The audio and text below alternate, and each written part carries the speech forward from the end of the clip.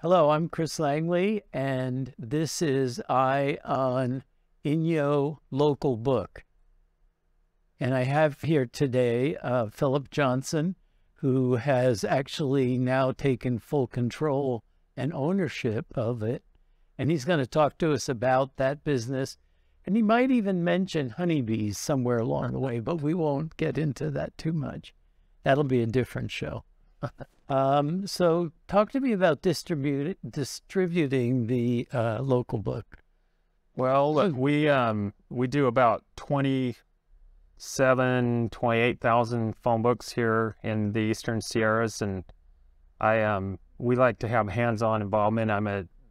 Craig Cannon used to own the phone book here in the area, and he decided to retire in 2020, and I had worked with him when he first started the phone book. We were doing his production work, and when he told me he was going to retire, I loved this area and decided I'll buy your phone book if you're going to retire. So, and anyways, we come down to the area to make sure that the phone book's delivered properly. We could throw it all in the mail and send it from the printer and hope that it gets delivered properly, but we actually take and deliver to each post office. We'll separate the routes out for them, make sure that each carrier has the right number of phone books. And then we use nonprofit groups. We're using the band. We've had them the last 2 years. They do a fundraiser to go on their band trips, and the youth that participate, it helps soften the dollars that their parents have to pay. So we enjoy using the nonprofit groups. So do they go house to house, or the band members? Yeah. So part of the town's like, here is your local book. Yeah, they'll go house to house, but they don't usually talk to you. They're going to just put it on your doorstep. Oh, okay. And we always ask them to put it on the hinge side of the door so that you don't trip over it. And so we have several thousands of phone books that they do, and then several thousands of phone books that the post office delivers, and then we hire some other locals to help us with the business deliveries. And they go out and make sure that a business, if they have 4 phone stations, get 4 phone books and not just 1 or 2 phone books. So we try to make sure that we're very thorough with that distribution of the directory. What is the total distribution that you generally make? We're about 27 to 28,000 phone books here in the area. About 25,000, maybe 24,000 of those phone books go out, and the other books are run through racks that we have in town. Most of you have seen the racks at Bonds. The Chamber of Commerce's, a number of the other local businesses here in the area. The post offices even have racks where people can pick up extra phone books all year long. And we get comments all the time where people say, well, how many people are using a phone book still? Well, I can tell you we go through about 4,000 to 5,000 phone books in just those racks throughout the year. So those are people picking them up that are passing through, or people that want an extra phone book. So we're pretty, it's fairly high usage here in this market. Hey, I think you had some numbers that you were sharing with me about usage, right? Yeah. We in this market here, because we get that comment when we're out doing our advertising sales, businesses are always asking us, well, how many people are using the phone book? And we subscribe to a company called Market Authority, and what they do is they study phone book versus internet usage. And in this market, 59% of the people say they use a phone book. Typically your 18 to 35-year-olds, some of them don't even know what a phone book is. And so the people that are 50 and older, about 45 to 50% of them say they prefer the phone book when they're looking for a local business. So, and that, really is hyper focused on a consumer that's a really valuable consumer. Those that are older that will typically, rather than doing it themselves, will hire contractors or somebody to do the work for them. They also a lot of times have more disposable income to go out to eat and go out to restaurants and things like that. So, and you talked about how you had put them in, what was it, 4,000 I think in motels and restaurants? Yeah. So in this from Mammoth, well, actually from Bridgeport clear down to Alancha. Is it Alancha or Alancha? Alancha. To clear down to Alancha, we had about 4,000 phone books going to motel rooms. And so when you figure 4,000 phone books in a motel room, and the people that pick those up, typically if you're staying in a motel room, you're going to go out to eat once or twice a day. So the thousands of businesses or thousands of meals that are served through those tourists that are in there. And if we can even influence just a small portion of that with the phone book ads, that is beneficial to the commerce for the restaurants and small gift shops and antique shops and boutiques and things like that for the tourists that are here in the area looking for something that's local here in the area. You know, I was film commissioner for about 10 years, and I used my book all the time because people would say, do you have a, and I won't always know if you have it, but I would look up in the book, and sure enough, there they were. So yeah. Something's good. Well, what's interesting, a lot of people don't know that Google, oftentimes companies out there that are on Google look to the phone book sites as a trusted source because they know that we're updating it regularly. So the information that is in the phone book that goes online, it goes on mobile app, it goes in our phone book, and then a lot of other businesses will build their vertical sites off of what we have out there on the web because we're updating it regularly. Yeah. So. And that helps because people are always changing. Yeah. It was like numbers or moving in or moving out or things like that. And when they move in, it's hard to get a hold of them right away. So hopefully they're in the book. So anything else you'd like to share about the local book? No, we're just we're proud to serve the Eastern Sierras here in Bishop and Mammoth Lakes. When I actually reside in Kennewick, Washington, and I came down a couple days early and drove up to Mammoth Lakes. I had to see what everybody was talking about, all that snow. And what did you see? And I saw driving through Mammoth Lakes around the cabins and that, there were tunnels and channels to each home. It's crazy how much snow was up there, but it was fun to be able to send pictures back home to my wife. Now, did you come down 395? No, it was closed, Yeah, so I had to come back through Hawthorne and that area through Nevada to come down through Benson. So you didn't know it was closed, or? No, I knew ahead of time. Okay. So yeah. And just as a kind of a insight into you, you are also a bee collector. I don't know what bee swarms or my neighbor and I about 6 years ago decided we were going to become beekeepers. We started out with 6 beehives. When I say beekeepers, we just thought it would be an interesting hobby. And so I know nothing of that. Yeah, and I've had more than my fair share of stings since then. So you're not more allergic than you were? No, actually, it's made me less allergic. I get a sting and it stings for about 30 seconds, and then I don't swell up like I used to. So, but yeah, so it's been an interesting hobby. We're now up to about 40 hives. When I'm out of town, he takes care of the beehives. When he's out of town, I take care of the beehives. So it works great having a neighbor to do that with. But Google has decided we're the authority on beekeeping in our neck of the woods, so whenever there's a bee swarm or somebody has bees flying around their bushes that they think there's too many, we end up getting the calls. And so, but one of the favorite things we have is going out and getting the bee swarms when they swarm in the spring and putting them into a new hive. So interesting. Yeah, it's an interesting hobby. It's been fun. 40 hives has gotten to be more than just a hobby for us. So, it seems like a lot of work. We've been looking at saying this is starting to get to be too much work. So it's no longer a hobby, huh? That's right. Yeah. Well, thank you for the local book. I use it still all the time. It seems like. And it's very helpful. So I appreciate that, and I appreciate the distribution. Although right now my post office has quite a few. I didn't see a rack, but they have them neatly piled on a bench. And people do come in and pick them up, and they realize they need more than one, or the dog ate it or something. Yeah. Well, thank you. You take care. Well, I appreciate it. Thanks. Welcome, I'm Chris Langley, and this week we have an eye on Southern Inyo Hospital with Bill Snyder. Thank you, Chris. It's a pleasure to be here. It's funny being on this side of the desk instead of in that chair. Hi, Bill. How are you? Chris, I'm doing well. It's a pleasure to be with you. And I have to tell you that Lone Pine loves their hospital. It's like a brand new hospital.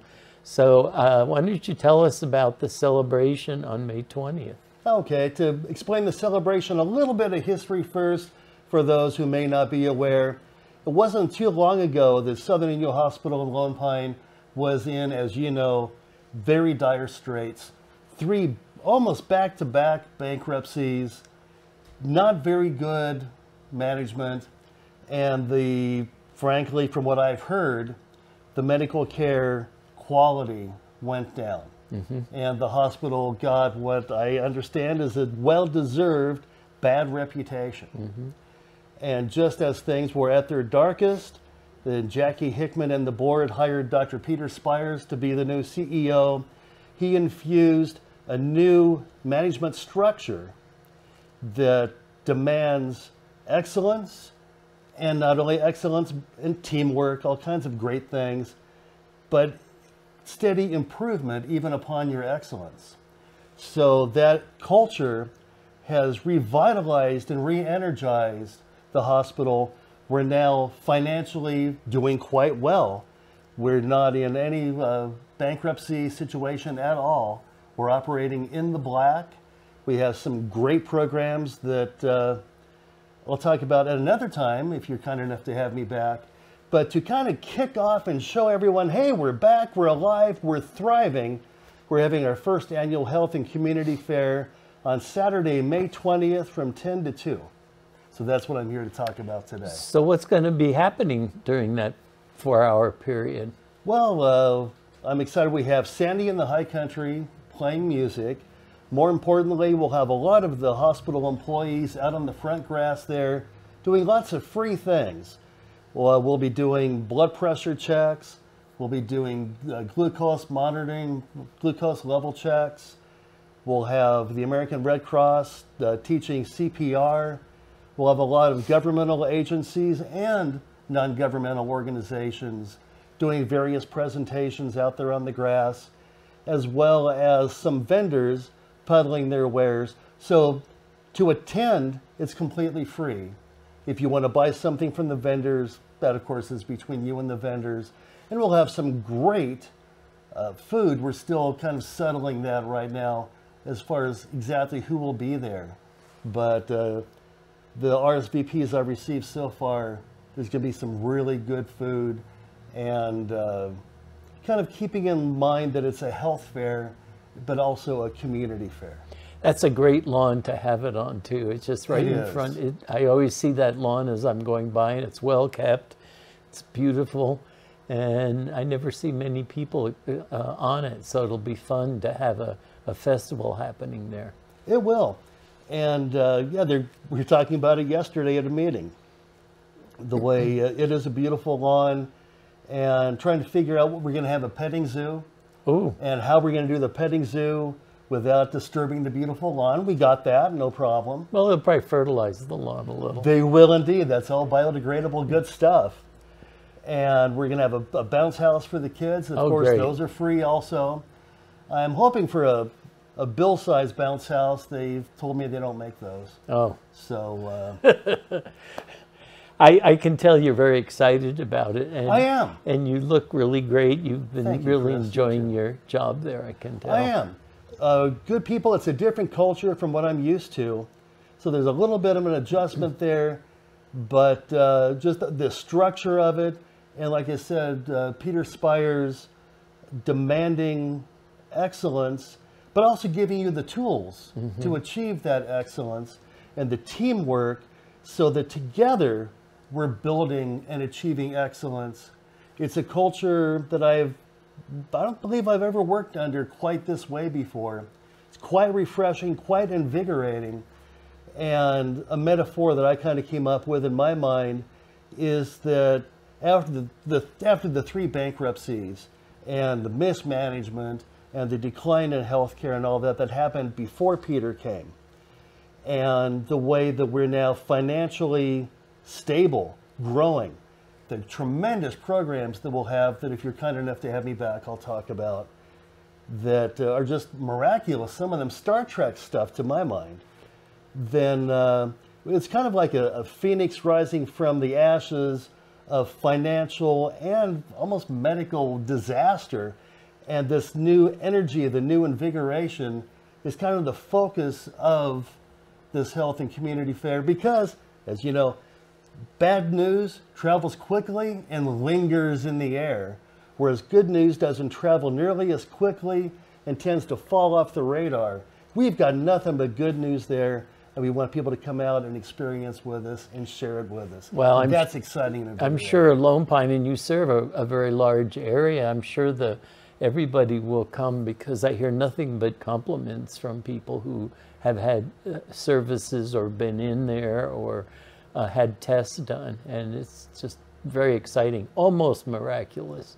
It really is. Change. For a while, they were calling it the miracle on Locust Street, and that was primarily the financial miracle, which is a true miracle, but the upgrade and the expansion of the medical services, that's yet another miracle that, for me, actually, the one enabled the other. Yeah. They're both just... As I was covering the news here before in this building and reporting on Southern Inyo Hospital, they're done. Yeah. There's no way, because it is, as I've interviewed Peter Spires when he was sitting in that chair, 99.99, whatever the percentage is, of hospitals that were in our position are gone. Yeah. And that would leave a hole from Independence, Lone Pine, Olancha, Cartago, Tecopa, Shoshone, Darwin, Keeler, the people climbing the PCT, the people climbing Mount Whitney, and traveling up and down 395 and 136 without medical care. Yeah. And that would be tragic. I live very close to the hospital, and there's a lot of activity. You can hear ambulances coming in. You can hear helicopters, if necessary, transporting patients out. It's very exciting. It is. There's a lot of activity going on. And I've worked at another hospital. I've worked at Northern Inyo Hospital. And not to compare the two, because I'm not going to. I have nothing but good things, frankly.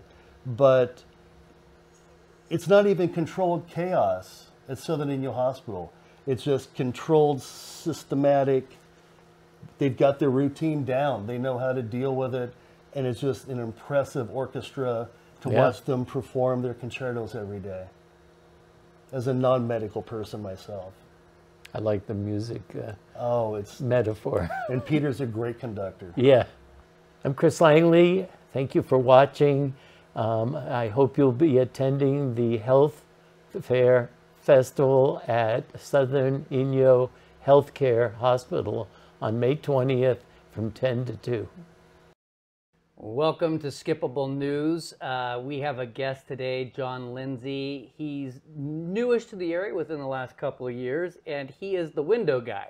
But don't let that name throw you, because he does doors and window treatments as well. Well, I guess window treatments would fall into window guy. But. Yeah, and a lot of people think I clean windows, but that does not fall into the window guy. Yeah, so. First off, welcome to the Bishop area. You've been here a couple years. What brought you to Bishop, John? So my family, my wife and I, we've been visiting Bishop. She grew up here. So we've been visiting Bishop on and off, for our entire relationship. It's always been a great place to visit. We had a couple kiddos. COVID happened.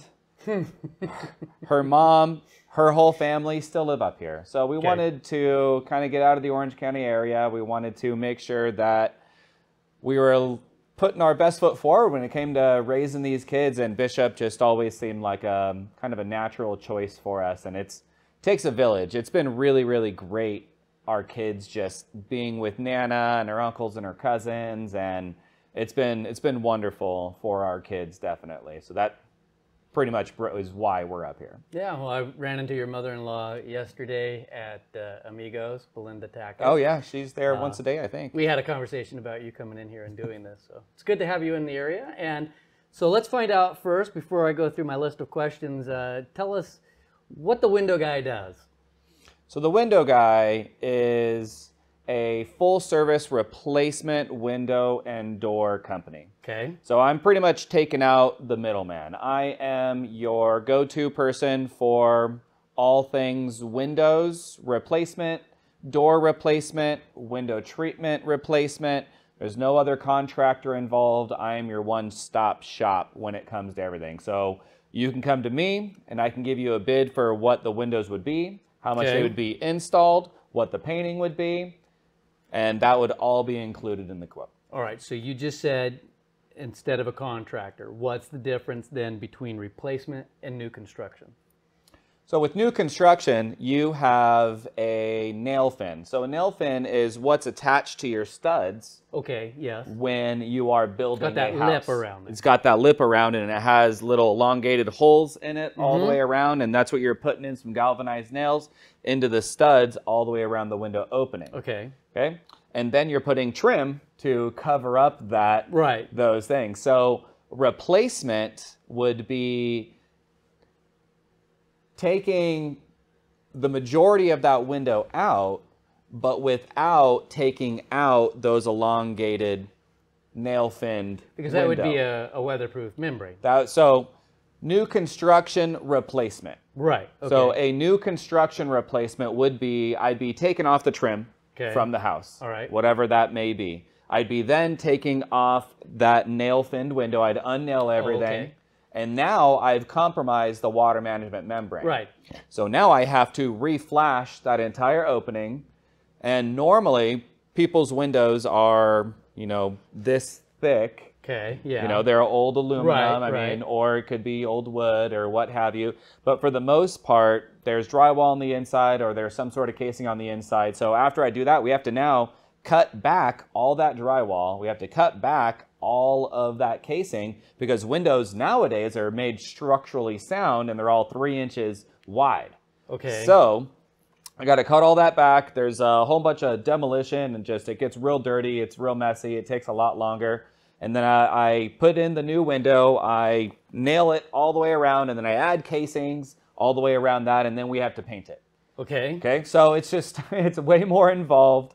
It's reverse engineering what a new construction window would be. Okay. So for a replacement application, you don't need to do all that. You already have a window that hasn't been leaking for 30, 20, 50, 60, 70 years, you know, depending on how old your house is. So we don't really need to take out that window and re-flash it with the risk of somebody doing it wrong the second time. Okay. So what we would do is we would leave that frame in and we would insert a window directly onto that frame. So now we don't need to cut back any of that drywall on the inside. So there's none of that mess, none of that hassle. And then we are going to just make sure that we put some exterior trim that matches either the window or it matches the existing trim that you have, or, you know, it just makes it all seamless and look nice together. And then we put an interior trim and Bob's your uncle. That's kind of it. So talking about replacing windows, I know there's quite a few different things on the market. You mentioned aluminum. We used to have wood. We went with vinyl. What are the other options and what's the best to go with? It's a big question. I figured. So the other But you're options, the window guy. Yeah, I'm the window guy. I know the answer. So a lot of it has to really to do with preference and aesthetics. So the other options. I'm sure something has to do with Yeah, and your pocketbook. Yeah, your budget really comes into play. Right. When it comes to choosing your options. Okay. So besides aluminum, besides vinyl, besides wood, there is aluminum clad wood, which is, you know, so wood's been around since 1900s, you know, everyone did wood windows. Well, in the 1930s, they got tired of painting the wood windows. So they put aluminum on the outside of it. That was a baked on painted finish that you then would never have to paint your wood window. And so 1930, they really revolutionized this industry. They then, pardon me, they then came out with vinyl back in the 60s and then aluminum along with that. It's been around that long. Yeah. Vinyl's been around forever, but they didn't really use it because they had aluminum, and aluminum is just structural. You know, it's really strong, it's real durable, it's made to last. What they didn't count on is, you know, I don't know if it's global warming or whatnot, but it's just getting warmer, and aluminum's just a great conductor of heat and cold. So when it's cold outside, aluminum gets cold, cold inside. Same thing with heat. Right. And that's the reason why most people are calling me out, is because their aluminum gets hot. But back to the topic, then there is fiberglass. Fiberglass it came out in 2005. It is the newest product on the market. So all the products that you've seen on the market have been on the market for a long, long time, and fiberglass is the newest one at almost 20 years now. Why fiberglass then? So fiberglass became a very popular option because it's just strong and durable. So when you think of a window, you got glass and you have frame. So the glass is important for energy efficiency. The frame is important because it has to hold the glass together. Okay. So with all windows, with all products, with everything in the world, everything expands and contracts. When it gets hot, it expands. And when it cools down, it contracts. Right. So window frames are no different. So when it does that, it pushes up against the glass. Okay. And the glass has really nowhere to go. So it's kind of pushing back. So what ends up happening is the whole point of two pieces of glass is so you could put insulation in between. Right. Either that's pocketed dry air, or it can be argon gas. And argon gas is a really good insulator. So when you have that compression on the glass, the seal breaks, all your insulation leaves, and then moisture in the air gets in between the glass, and that's when you see that fogginess and things like that. So kind of the short answer is with fiberglass, it is made out of glass fibers. So glass expands and contracts.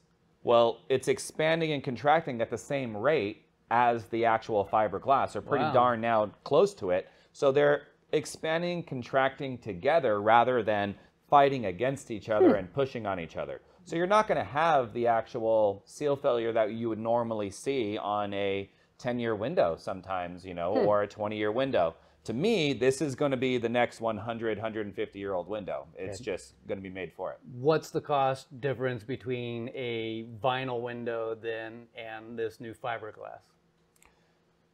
Easy answer is just to say double. Okay, yeah, double. It's double is usually the easy answer, but there's factors involved such as the company you go with, because not everything is created equal. You know, a lot of companies are smartening up to the idea that fiberglass is the future, and they all have their own little proprietary things in there. So some of them are cheaper, some of them are more.